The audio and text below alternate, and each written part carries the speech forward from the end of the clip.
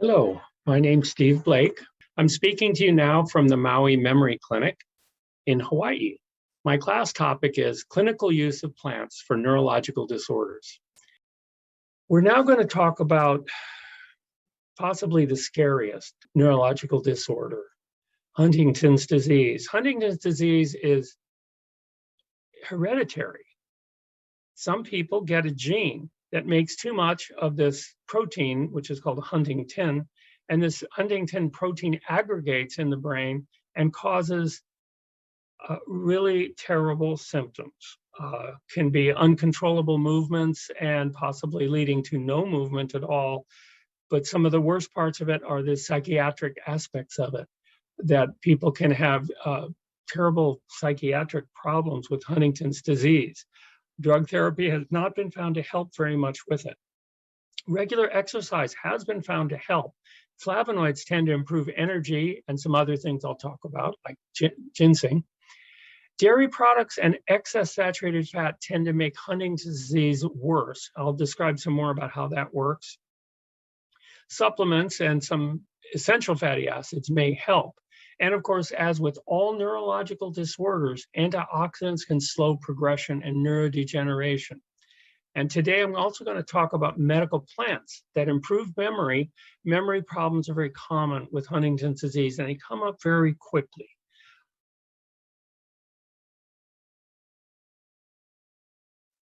Ginseng, one of our favorite plants, is antioxidant, anti-inflammatory, but it counters excitotoxicity, which is brain overstimulation, which is interesting because ginseng is principally a little bit stimulating.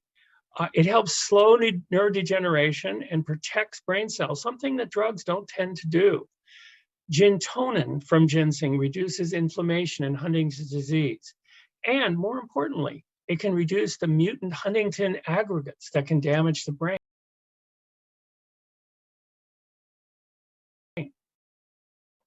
This is very important because these Huntington aggregates are the principal mode of destruction of the brain in Huntington's disease. Turmeric, too, can help. Turmeric can inhibit the overactivity of our brain's police force, the microglia and glial cell police force. These, if they get overstimulated, can start killing off the good brain cells. And we don't want that overactivation to kill off our brain cells. Also, on the other hand, curcumin enhances neurogenesis. This is the creation of new brain cells and new connections between brain cells. Very, very important that we also are building brain cells while they are being killed off during this disease process. And since excitotoxicity is a key factor, the curcumin alleviates glutamate toxicity, excitotoxicity. Remember, glutamate's that excitatory neurotransmitter. And so that really, turmeric is very valuable now. As we all know, it's hard to absorb turmeric.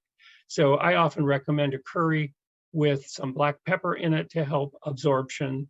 And that way you get a large amount of turmeric as versus a 1 gram or half a gram capsule.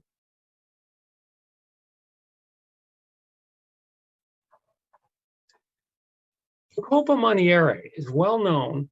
It's an Indian herb for memory enhancement. It increases antioxidant enzymes and is helpful.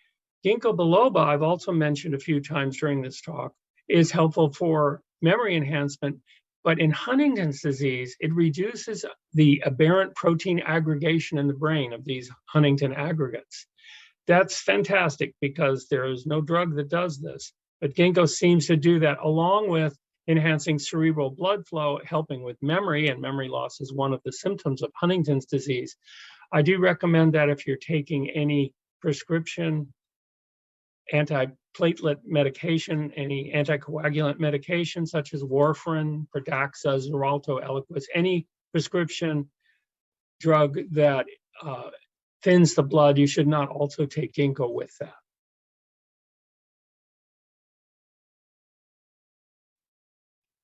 Gotu kola is protective against neuronal damage with memory loss. It's also protective in Huntington's disease.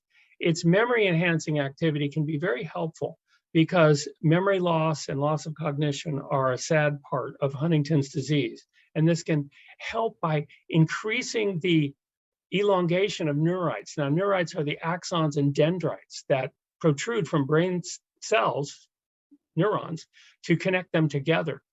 And so it can help with regeneration of brain cells. This is just what we want.